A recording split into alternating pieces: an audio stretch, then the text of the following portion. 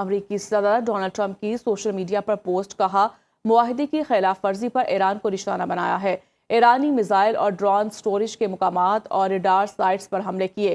Donald Trump نے کہا کہ ایسا وقت آ سکتا ہے کہ فوجی طریقے سے کام کو مکمل کرنے پر مجبور ہونا پڑے، اگر ایسا ہوا تو اسلامی جمہوریہ ایران کا وجود ختم ہو جائے گا۔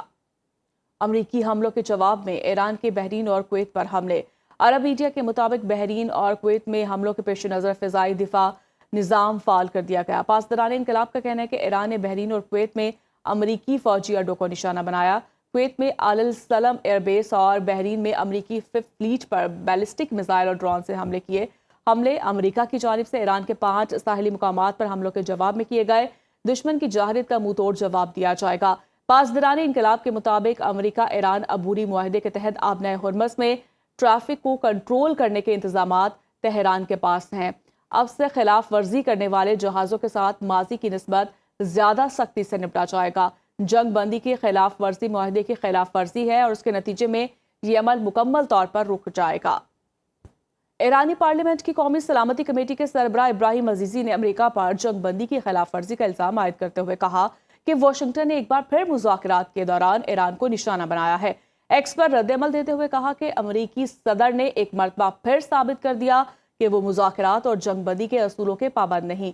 ابراہیم عزیزی نے امریکی کارروائی کو غیر ذمہ دارانہ اقدام قرار دیتے ہوئے خبردار کیا کہ اس کا انجام ہمیشہ کی طرح امریکہ کی پسپائی اور پشیمانی کی صورت میں نکلے گا، کیونکہ اب الزام تراشی کی سیاست مزید کارآمد نہیں رہی۔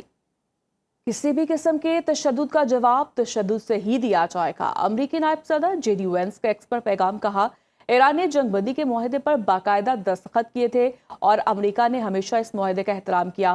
جے ڈی وینس نے مزید کہا کہ اگر ایران کو مفاہمتی یادداشت پر عمل درآمد کے حوالے سے کوئی اختلاف یا تحفظات ہیں تو وہ طاقت کے استعمال کی بجائے براہ راست سفارتی رابط کرے، تاہم امریکی سلامتی پر سمجھوتہ نہیں کیا جائے گا۔